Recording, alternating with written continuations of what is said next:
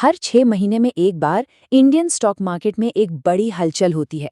Index को दोबारा से सेट किया जाता है, जिससे कुछ कंपनियां स्टार बन जाती हैं और कुछ थोड़े पीछे रह जाती हैं।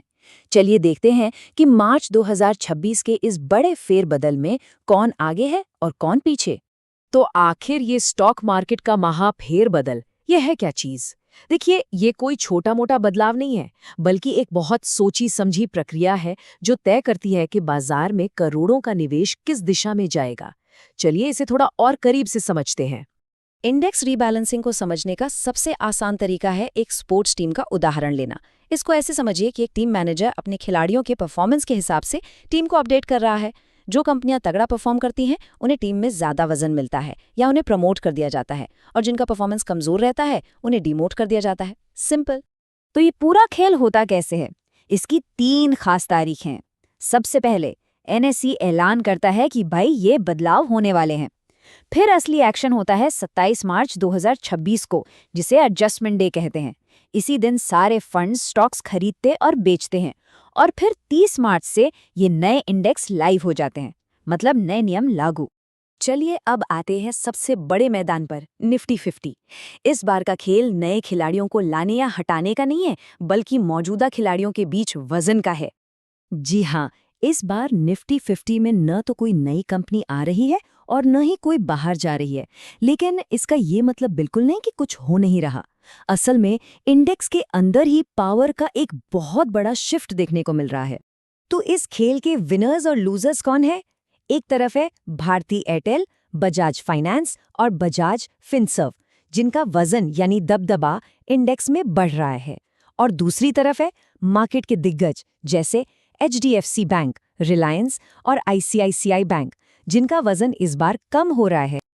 अब जरा इस बदलाव का असर समझिए पैसों के मामले में।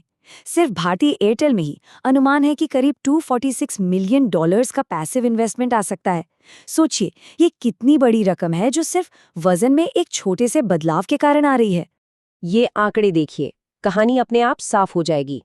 भारतीय एयरटेल में जहां $246 मिलियन का जबरदस्त इन्फ्लो है, वहीं एचडीएफसी बैंक से 29 मिलियन और रिलायंस से $25 मिलियन बाहर जाने का अनुमान है। ये सीधे सीधे बाजार में बदलते हुए पावर बैलेंस का सबूत है। अच्छा, निफ्टी 50 की कहानी तो ये थी। अब चलते हैं निफ्टी नेक्स्ट 50 की तरफ। यहाँ तो ड्रामा और भी ज्यादा बड़ा है। यहाँ सच में कुछ कंपनियां अंदर आ रही हैं और कुछ को बाहर का रास्ता दिखाया जा रहा है।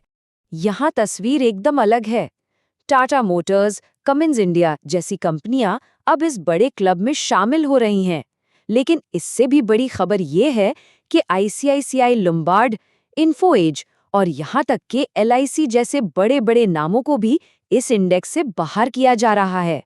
और इस फेरबदल का सबसे बड़ा फायदा किसे हो रहा है? टाटा मोटर्स को। उम्मीद है कि इसमें लगभग $171 मिलियन का पैसिव इनफ्लो आएगा।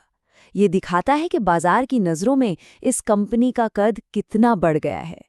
मतलब इसे हम ऐसे भी कह सकते हैं कि मुकाबले के रिंग में कुछ नए दावेदार उतर रहे हैं, जबकि कुछ पुराने स्थापित नामों को बाहर का रास्ता दिखाया जा रहा है। यही तो बाजार की खासियत है, यहाँ परफॉर्मेंस ही सब कुछ है। लेकिन ये उथल-पुथल सिर्फ निफ्टी 50 या नेक्स्ट 50 तक ही सीमित नहीं है। इसकी लहरें पूरे बाजार में महसूस की जा रही हैं, अलग-अलग सेक्टर्स में। चलिए कुछ और बदलावों पर एक तेज नजर डालते हैं। बैंक निफ्टी में भी बड़ा दिलचस्प खेल चल रहा है।